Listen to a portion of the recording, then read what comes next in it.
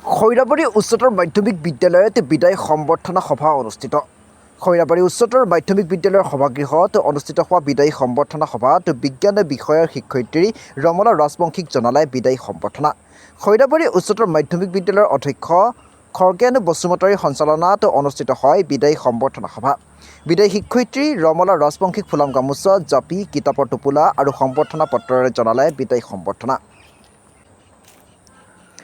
অতি গাম্ভীৰ্যপূৰ্ণ বিদায়ী সম্বৰ্ধনা সভাত খৈৰাবাৰী উচ্চতৰ মাধ্যমিক বিদ্যালয়ৰ প্ৰাক্তন অধ্যক্ষ হেমন্ত কুমাৰ দাস, পবিত্ৰ বৰুৱা, অৱসৰী শিক্ষক গণেশ কলিতা, কলিমুদ্দিন আহমেদ, ফাইজুদ্দিন আহমেদৰ উপৰিও বহুকেইগৰাকী শিক্ষক শিক্ষয়িত্ৰীৰ উপস্থিতিত অনুষ্ঠিত হৈ যায় বিদায়ী সম্বৰ্ধনা সভা।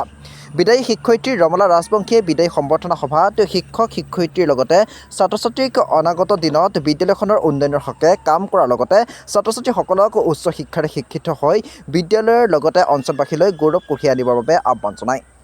নামখলাৰ পৰা চিন্তু কলিতাৰ ৰিপৰ্ট AN লাইভ। মিলি আমি ৰমলা বাইদেউৰ আজি বিদায় সম্বৰ্ধনা অনুষ্ঠান আমি কৰিলোঁ। ৰমলা বাইদেউ এইখন বিদ্যালয়ত ৩৭ বছৰ ধৰি সেৱা আগবঢ়ালে আৰু যোৱা জুন মাহৰ ৩০ তাৰিখে অৱসৰ গ্ৰহণ কৰিলে আৰু তেখেতক আজি আনুষ্ঠানিকভাৱে বিদ্যালয়ৰ তৰফৰ পৰা বিদায় সম্বৰ্ধনা জনোৱা হ'ল আৰু তেখেতৰ পৰিয়ালৰ সদস্যসকলেও উপস্থিত আছিল আৰু পৰিয়ালৰ লগতে সকলোৱে ভালে আছে আৰু আমি আশা কৰিম আগন্তুক দিনত ভগৱানে ৰমলা বাইদেউক ভালকৈ ৰাখিব আৰু তেখেতৰ অৱসৰী জীৱন সুখময় হওক ইয়াকে কামনা কৰিছোঁ। ধন্যবাদ।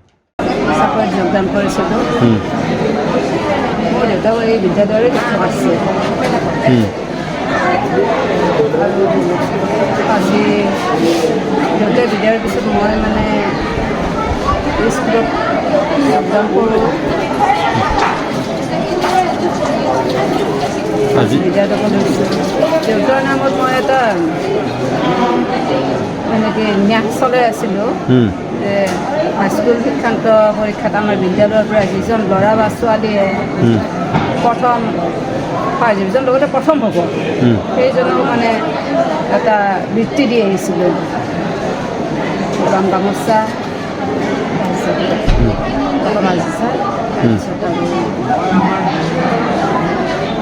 এইটো কিমান বছৰ হ'ল?